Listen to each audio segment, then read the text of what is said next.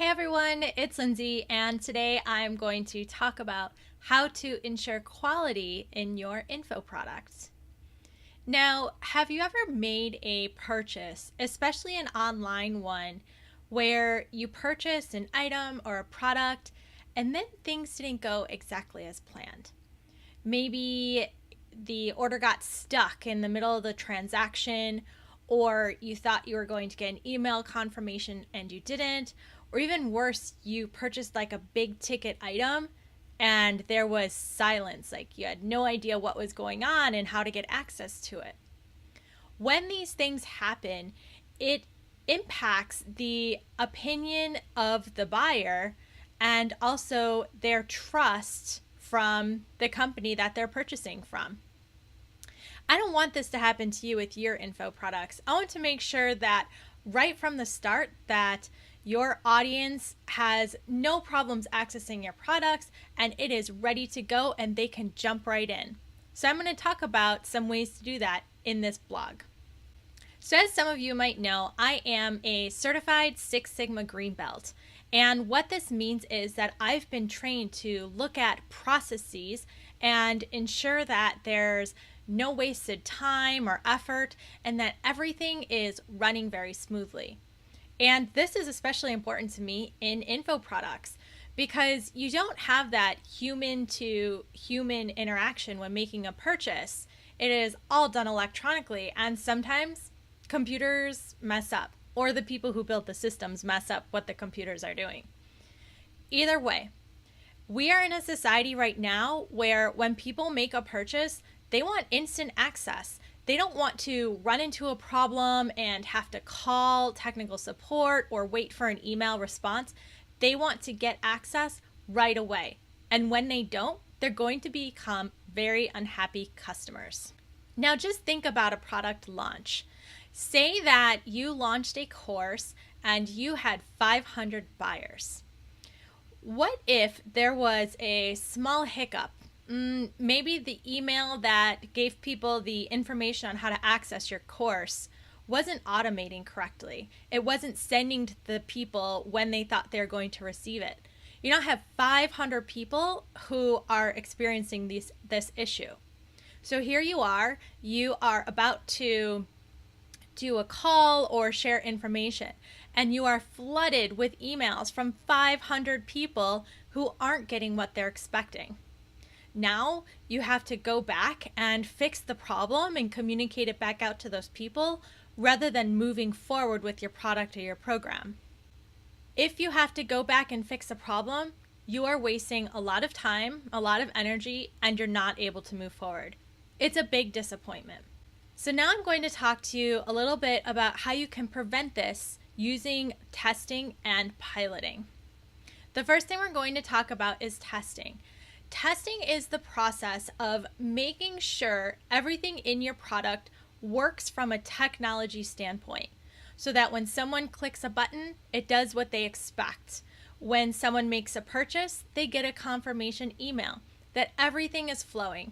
It even helps you confirm that your videos are working on both a mobile and a computer if that's what your expectations are. Testing helps you get through all those technical glitches.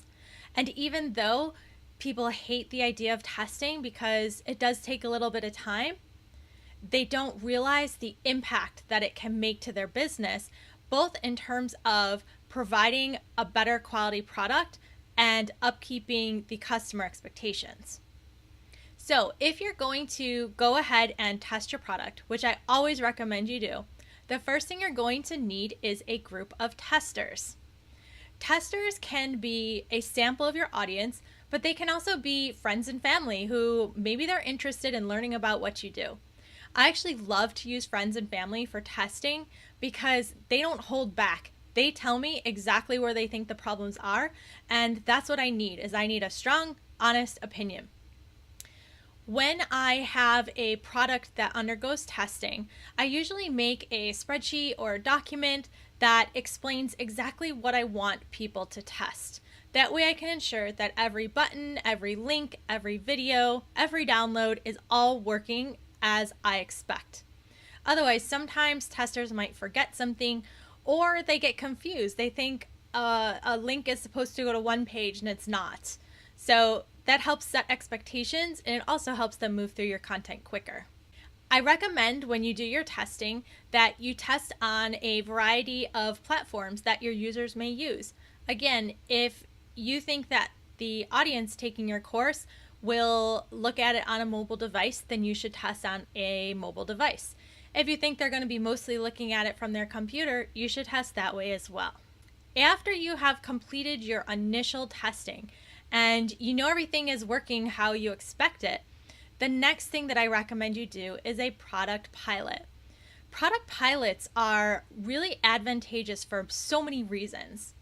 As much as we really want to get our product out the door and in our customers' hands, making money and spreading our message, a pilot will enable you to ensure that you have the highest quality that you can deliver. For a pilot, I like to actually recruit direct members from my audience. Maybe they are people who haven't purchased from me yet, but they're interested. Maybe they're some of my existing customers that I want to give a bonus. Regardless, a pilot is a great way to put your content in front of customers and make sure that it makes sense. During a pilot period, you may have a more hands-on experience. Even if your product doesn't include any type of live calls or Q&A, you might consider having them just so you can get the open and honest feedback from the people engaging in the pilot. The pilot is also to your advantage because you can use it to get new testimonials on your product to use on your sales page. It's really a great idea overall. Additionally, you can let your pilot users become affiliates, and they can help you market during your initial launch. And then they earn a little bit of a bonus for doing so. I really want to emphasize how awesome it is to make reliability a part of your credibility. If you are someone who always has products that aren't working and there's technical glitches, people are going to get annoyed. They are not going to feel that your products are as good as they can be or to the highest quality that they're expecting from you. And high quality products, they do take time. They're not something where you can just press record and go. High quality products, they take time to develop the infrastructure and to set up. And quite honestly, the time that you put up front into product development and doing things like testing and piloting, you gain that back in the end because you have a higher quality product. You're not dealing with issues that come up along the way.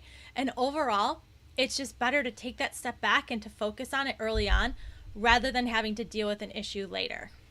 So just a reminder, unhappy customers are bad news for your business in terms of having to support them, also having to provide refunds and word of mouth referrals. It won't happen if the people aren't happy. Set yourself up for success and let me know in the comments below some of your experiences. Have you ever tested or piloted a product of your own or for somebody else? What was that experience like? I'd love to hear about it. Thanks.